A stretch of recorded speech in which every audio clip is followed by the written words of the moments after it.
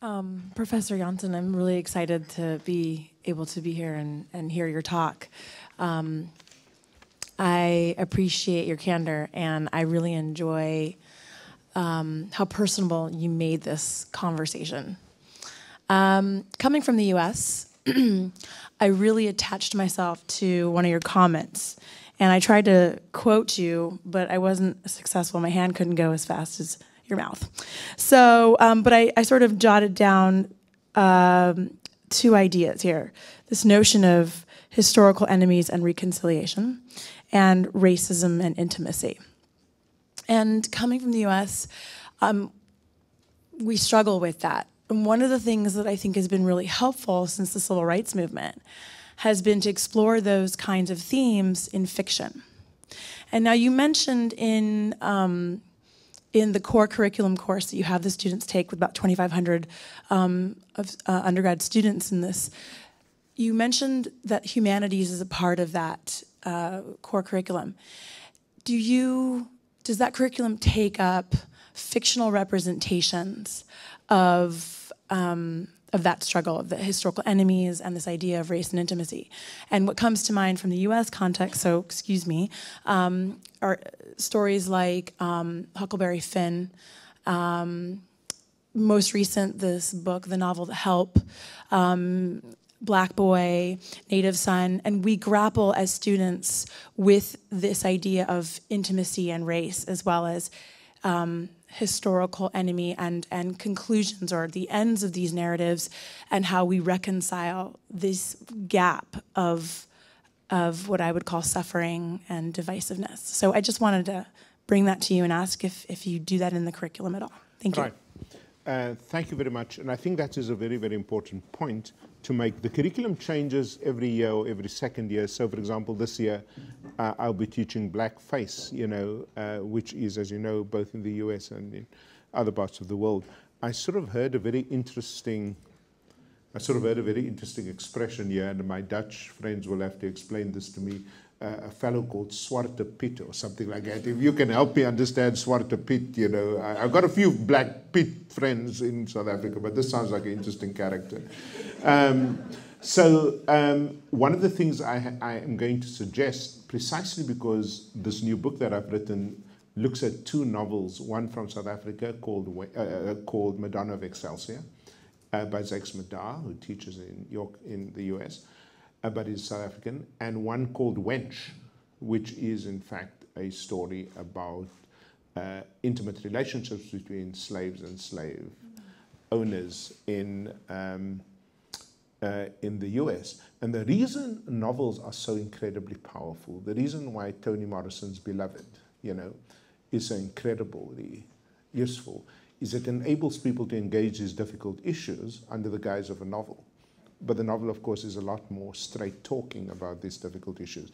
So at the moment, I don't think, I must check, but I don't think there is a question or a segment that uses novels, but it is certainly something, particularly with this, with Wench and Madonna, that I definitely would like to see in the next round of revision. So thank you for that.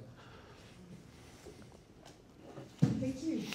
Who would like to be the next one?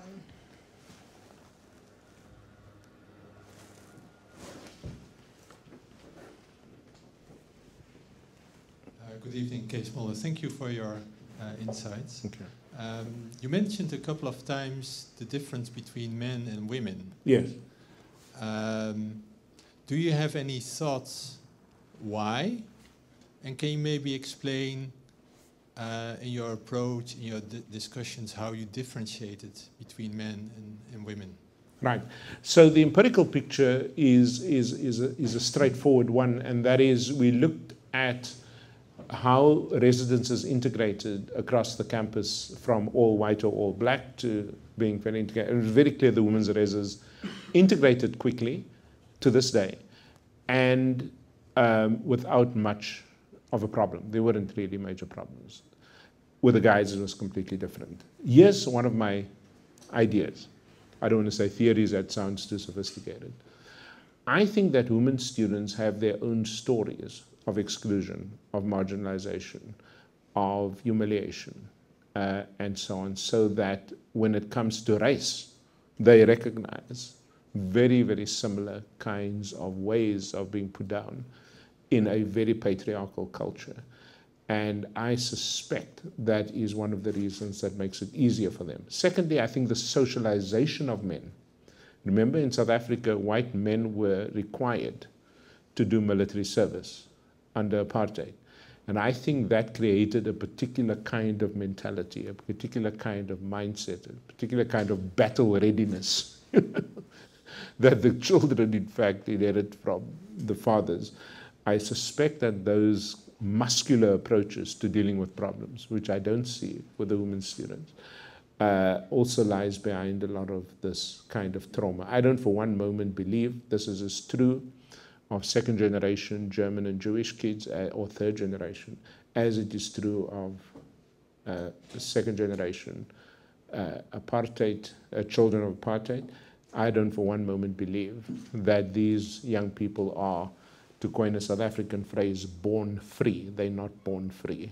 Okay, they carry with them these memories, second-hand memories nonetheless, but memories of a past that they weren't part of. And that, I think, plays itself out very differently in men than it does in women.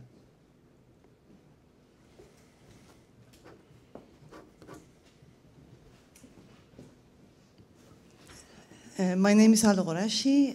Thank you very much for your very inspiring lecture.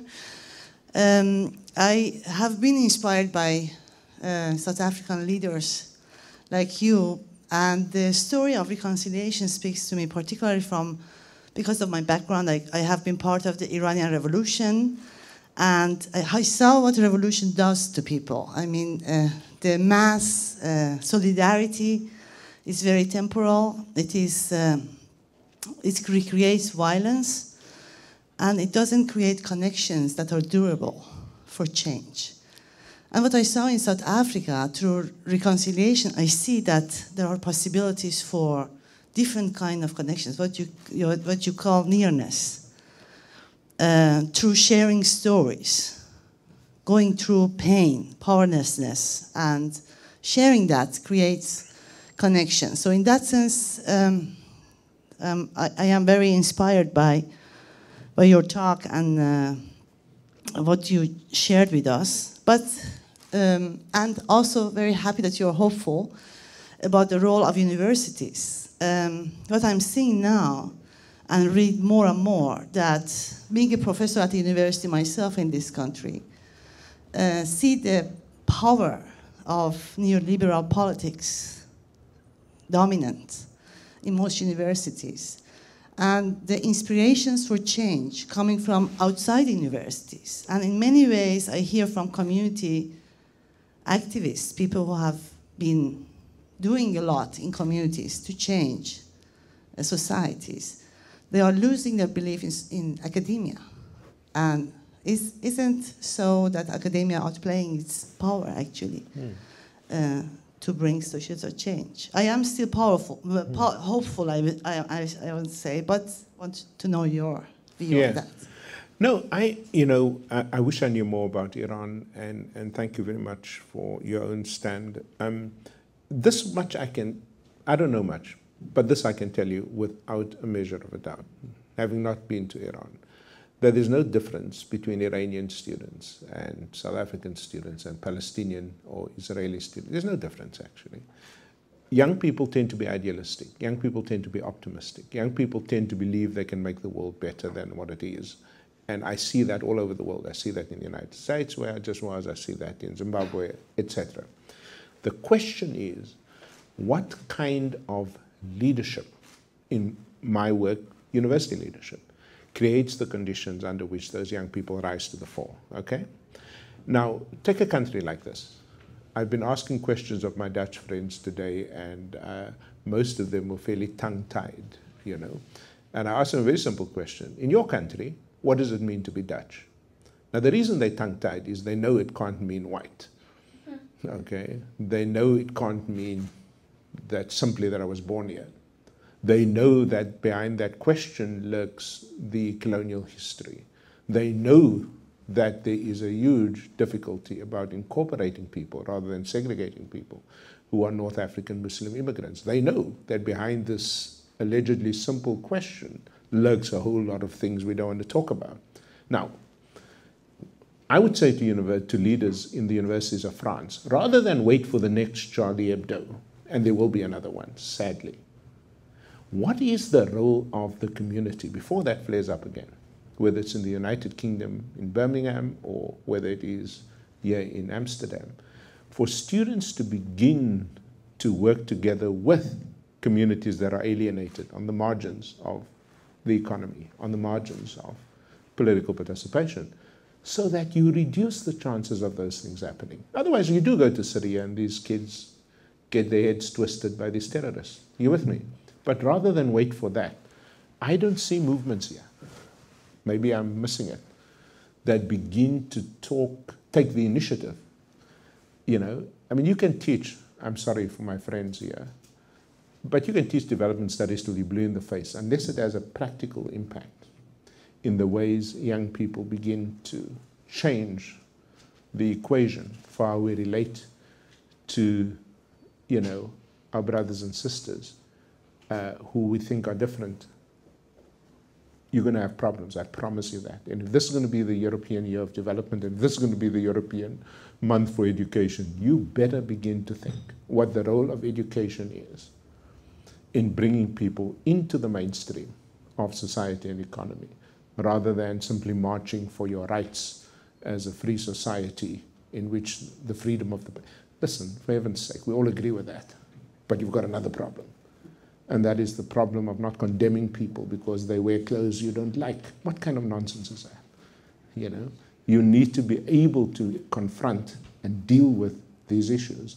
And the only way to deal with that is not from the point of view of cultural superiority. You've got to deal with that from the point of cultural recognition. And that means also recognizing your own vulnerability within this very divided Europe. Otherwise, I guarantee you, you will have problems again.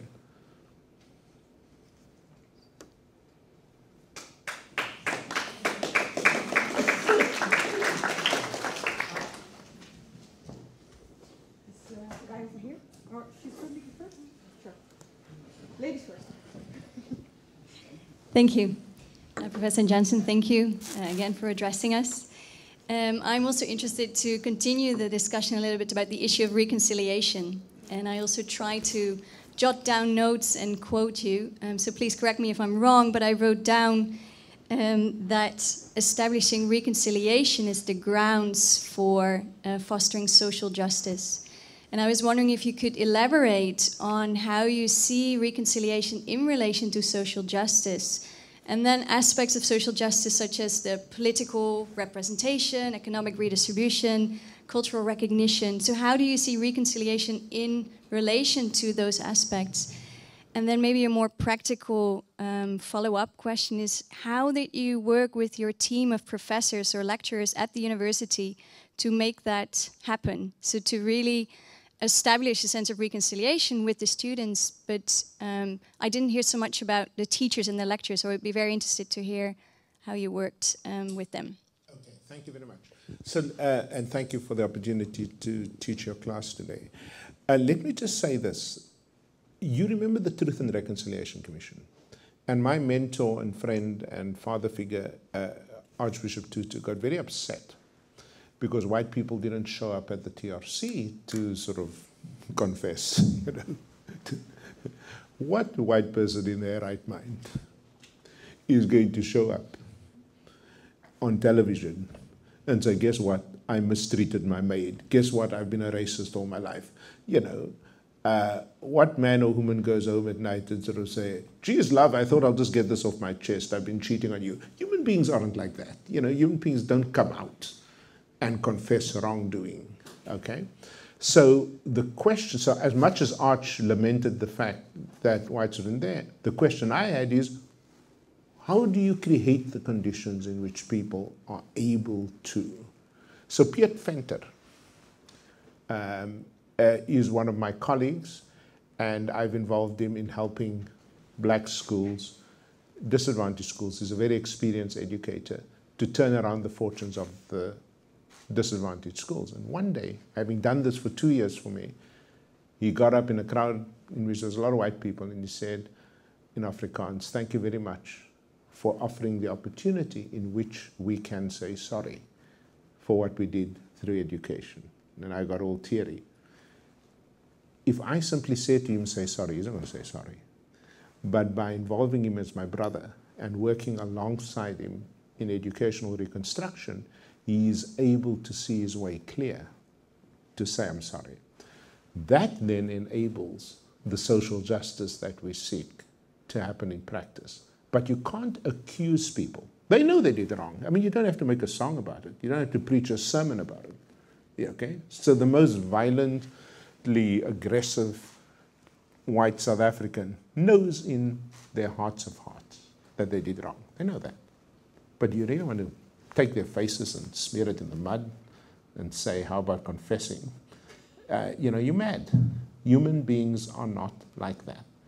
And so the approach of reconciliation is to say, I recognize you, and in recognizing you, and so I would never ever, as much as I have my own hurt and my own memories of terrible things, I never ever approach somebody by telling them what they did wrong.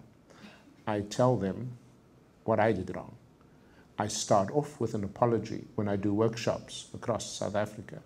I start off with an apology for the hatred that I carried for many years towards white people. And I'm ashamed of that. I'm telling you now, I'm ashamed of that. And were it not for white students at the University of Pretoria who helped me get over that hurt, when you begin to express your own vulnerability, it is easier for the other side to express their own. And so you need a much more, and I'm not talking about this as a tactical measure, I'm talking about this as a very honest human measure, because we're all broken. The big mistake we make, people often ask me, why is your country gone so corrupt after Mandela? Because apartheid didn't just hurt white people, it hurt black people. We all, in fact, entangled. There was, and I want to go back to the novel thing, there was a group of people from the Utrecht University for Humanistic or something like that, that came to my university. And in their crowd was an Indian professor from India. And I said to the group of Dutch and Indian and Asian students, I said to them, what is the one thing that strikes you about this country so far? And the Indian professor said, your entanglements, your entanglements. And the thing is about entanglement is you can't get out of it by yourself. Okay, you got into it with others. You got to get out of it with others. And so the approach is very much having created the grounds for an honest conversation in which we recognize our vulnerabilities, then you are able to appeal to the other person, to act together. Remember my example of farming towards social justice. And so here's the downside of my talk. We have not been as successful, let me put it positively, with our lecturers as we have been with our students. Of course, many lecturers buy into this kind of transformative vision, and indeed many of them play a very active role in advancing this kind of dialogue that I'm talking about. But I would say that many others simply don't understand why this is even an important conversation. And that is as true in the other 24 universities as well. And until people have a sense of wrongdoing, it's very difficult. A public sense of wrongdoing. It's very, very difficult to have an honest conversation. One of the difficulties behind that, again, and I quote here from Eva Hoffman's amazing book, After Such Knowledge, is the notion, as she spoke in the context of Jews in Poland, this notion of what she called a clash of martyrological memories. So when both sides think they're martyrs, the one of the British and the others of the black, of the whites, you can imagine how difficult it is to have that conversation.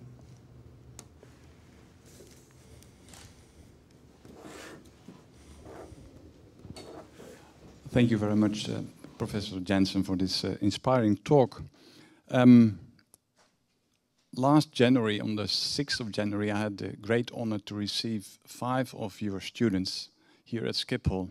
They came directly from Bloemfontein, where it was 35 degrees.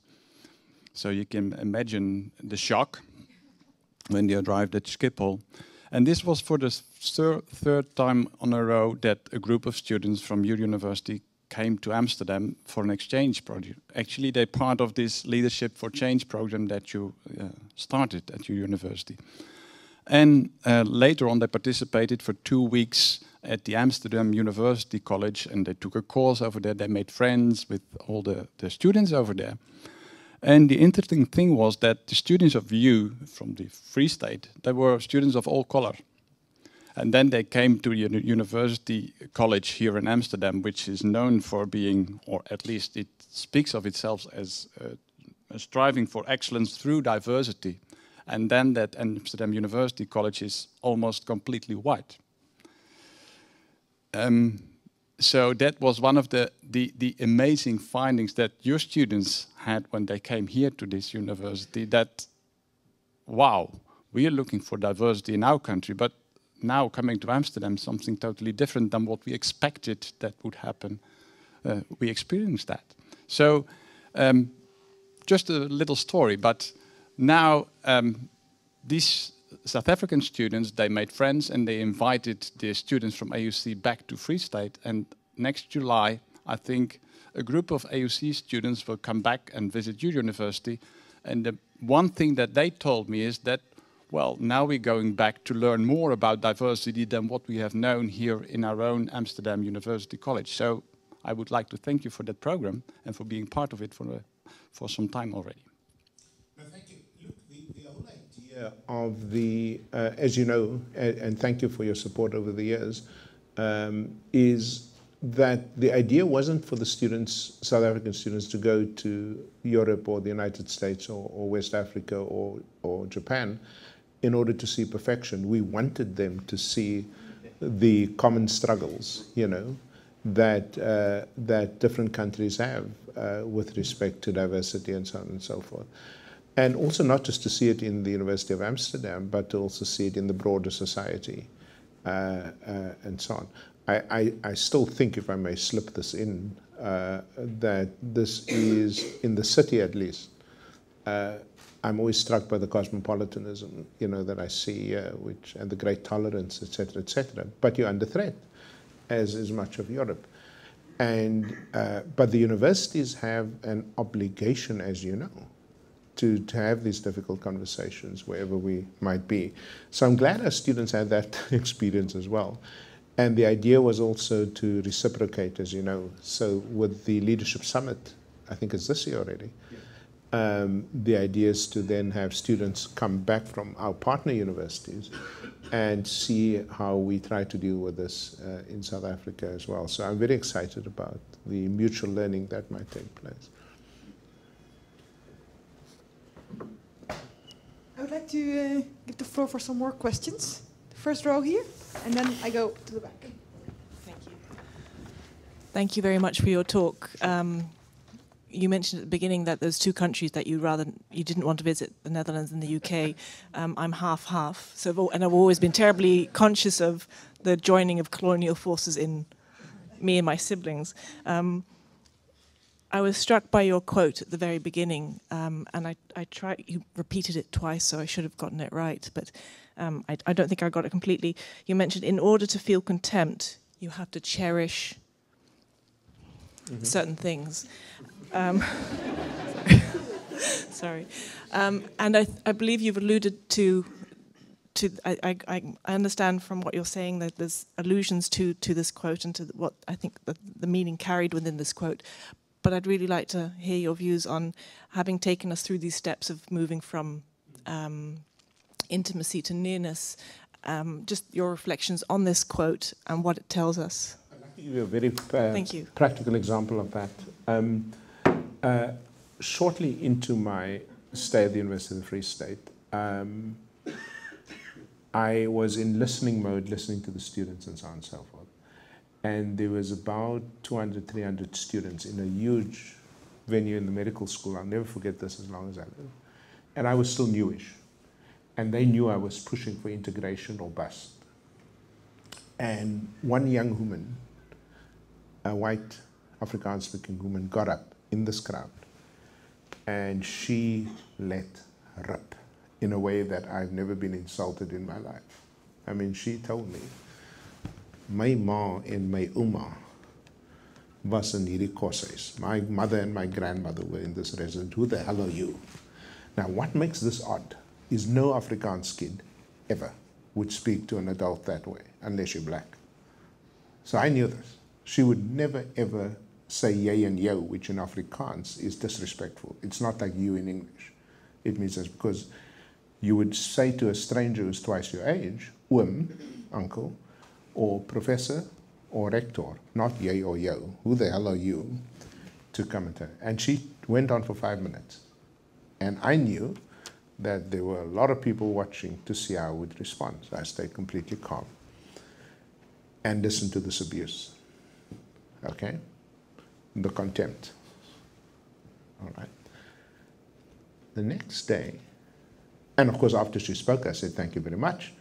And irrespective of what you said, let me tell you something. This university is going to integrate. And if you don't like it, don't stay. Okay? So I was very firm about that. But I didn't hit back at her. The next day, at my 7 o'clock early in the morning sessions, where I open the door for an hour and students can come in comes this kid. And she says to me in Afrikaans, Professor, onthou jy nog vir my? So suddenly, u is now used, very respectful. So I said, yes, I remember you, and I'm very scared. And then she said something I'll never forget. She said in Afrikaans, I want to apologize for my behavior last night. Please make me part of this solution. I cried like a baby. I just couldn't. Now, here's the point. It is that very contempt, that very strong expression of feelings that simultaneously invites a different response. If she was just cold-hearted and clinical and dismissive, I would have been worried. But that emotion can go two ways. It is both the emotion of contempt, but it opens you up. It makes you vulnerable, in a positive sense, for the emotion of apology, of forgiveness, of make me part of the solution. So whereas before, I would have, as a young man influenced by Steve Biko and Black consciousness, have responded in kind. I now recognize here is an opportunity, precisely because of the expression. So I think this Kapuscinski fellow's got it spot on.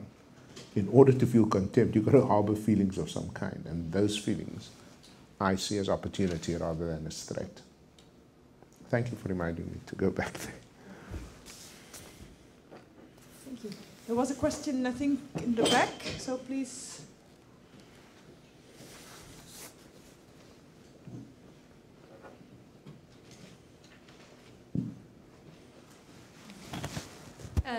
On behalf of the students that you were with today, I think we all really appreciated you being there, and I wanted to thank you for that.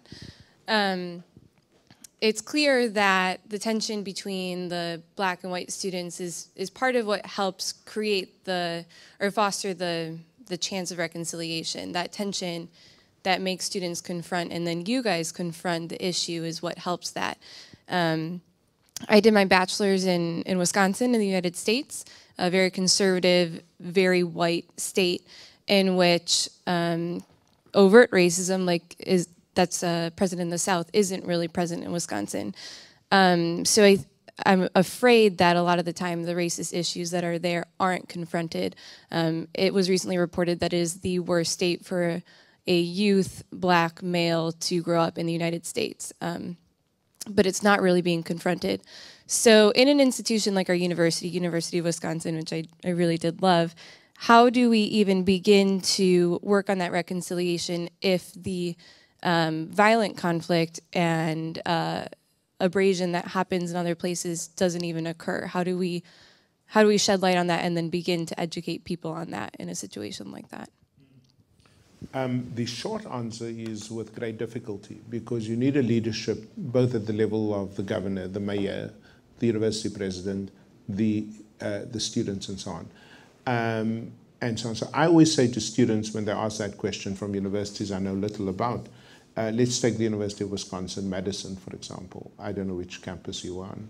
I can point to about 20 people there, Michael Apple, for example, and many others, who would be outraged by the kinds of atrocities that you refer to, and who would very easily begin to mobilize a community, as they do on a number of issues, from union rights to, despite the right turn at the level of governor, in Wisconsin. So the University of Mississippi, I mean, if you want a good definition of what the University of the Free State is like, you've got to talk about Ole Miss in the South. Very similar issues, very similar struggles, very similar atrocities, etc., etc. And the question is, where's the leadership? The University of Mississippi has some amazing people there who are trying to create, in fact, a center for reconciliation, dealing with issues of social justice. Just last year on that campus, the white students put a noose around the statue of the first black student, I think it was Medgar Evers, I forget the name of the student, who was admitted to that university. So these struggles don't go away, and the way you deal with this is through leadership that deals effectively with these kinds of atrocities. But that leadership need not come from the office of the Vice Chancellor or the office of the university president. It can come from many different spaces on the campus.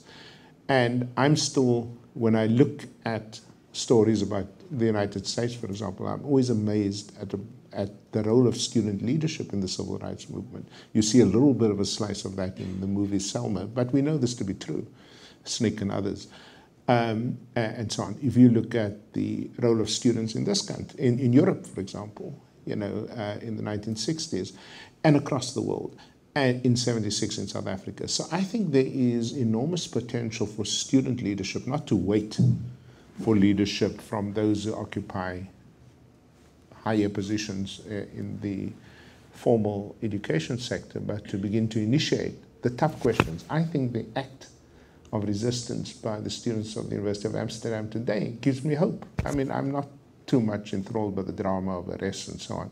It's the fact that they said this thing is important to us, okay, and you're not going to move us here, and we're going to sit. You can ignore us for a day or two, but eventually you're going to have to listen to us. And so I think in difficult circumstances, whether it's in Iran or Wisconsin or South Africa, you have to take up the challenge of leadership. Things don't change because people have good hearts. Things change because leaders take action, with the risk that that entails. Thank you. We have time for like one or two more questions. There was one more question in the back, I think. Is that true? Or yes, please. Thank you very much for this beautiful lecture. Let me pick up this reconciliation in a different way. You talk about reconciliation after massive wrongdoing and people realizing that wrongdoing. Could you imagine a similar process for another type of massive wrongdoing, being corruption? And what would be needed to get a kind of reconciliation process to get rid of corruption? Okay. I'm sure I'll be in trouble when I get home, but which is tomorrow. But let me take this on, because I think you raise a very important issue. And let me just also say this, as difficult as it is to talk about corruption, I'm not saying you're doing this, but I don't want to establish any sense of moral equivalence between apartheid and corruption. I don't think you're going there, but let me just get it off my chest. So my president has been charged with corruption in South Africa, right? The most recent by the public protector, Tuli Madonsela, of using public funds to build your own home. Okay, we all know that's out there. Now, instead of trying to defend that act, imagine if I was the president's advisor, I would have said to him, Mr. President, you're the leader of this country. The public protector, forget the personality involved, is a very important actor in the Constitution. How about you go on primetime television and you say to the South African public, you know what? I might not have gotten the story straight here from my advisors, but since this is the public protector and she requires that I pay back, this money, I ask for your forgiveness and I will pay back the money. And he doesn't even have to, by the way, pay it himself. I mean, there'll be a whole lot of people who want to do it for him. I can tell you now, knowing the South African political culture, immediately, even his enemies would have said, Mr. President, that is large of you. We forgive you. That's all he needed to do. And you would have had none of this drama in Parliament. You would have had none of this scandal that's gone on for months now. Just by saying, I'm sorry, I will pay back the money. No, you dig in your heels. And the country almost had a constitutional crisis the other day because the police came into Parliament. The last time that happened, says Max de Pre, was when they stabbed for Woord. I agree with you.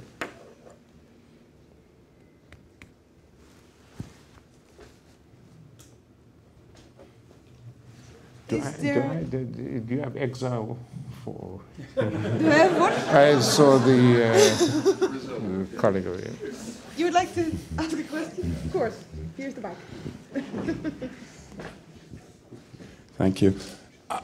It's a kind of difficult question to formulate, but you talked about all the different things that you've done to bring different communities together, but there's also an internal scar of racism, things that you say to yourself. How do you deal with that? What kind of advice do you give to young people how to deal with that? You mean people who've been victims of racism? Yeah, and then you carry it with you and you think, I'm not worth it, I'm not, So. No, absolutely. Look, I think here's the amazing thing, and we've seen this repeatedly in South Africa. You see it, of course, in the example of Nelson Mandela. But many people would say, yeah, but that's Nelson Mandela. But take ordinary people, take the Mamelodi mothers who lost their children, and tell Adrian Flock, the Minister of Police at the time, was on his knees washing their feet. They're saying, we'll forgive you. So there is within South African culture an enormous capacity to forgive, not simply to let you off the hook, but to let yourself off the hook, okay? To deal with your own burden, your own pain, your own bitterness, and so on and so forth. We really have to be thankful in South African culture. And I think a lot of this has to do with the deep spirituality and religious roots of people, for whom forgiveness is very much part of the gospel narrative and so on and so forth. And so a lot of people deal with, I've not yet seen, except in extreme cases, a black South African who's been deeply hurt, who's lost family members. Like the other day, a young woman whose father was killed, by their partner. She said, I want to forgive, and came out publicly to do that. That's a story that South Africa can be really proud of, despite all the other stuff that's going on. And so I never have to lecture people on how to deal with their scars. People are quite willing to deal with that in the context of forgiveness and reconciliation and so on and so forth. Having said that, the great tragedy for me of South Africa is our inability to fix the one mechanism for dealing with social justice in the long term, and that is a quality school education for every kid. Unless you do that, the scars never quite go away. Unless you give people because education is not about skills. I mean, forget that language. Education is about self-worth. Education is about opportunity. Education is about, aspiration. Education is about all these other things. And remember, the country started its revolution, really, with the 1976 student uprising, At the core of that was students' desire for a better education. And the big failure of the South African government is not being able to level the playing fields with regards to quality education for all children. That, in the long term, is a better measure for dealing with hurt than simply this sort of, conciliatory kinds of gestures that deals with people's deep pain. And that is something that I work very hard on with many others to at least change those outcomes, because those outcomes are intergenerational. You give one kid an opportunity to get a degree and immediately a domestic economy is transformed and there's hope and so on. I know that from my own life. I know that's true for many of my students and so on and so forth. So that, the scar tissue doesn't quite heal until you begin to change the outcomes, social and educational outcomes. Thank you very much. And I think with this call for quality education for all our children, I think we really have come to, well, both the heart, but also, unfortunately, the end of tonight's lecture and event. I would like to thank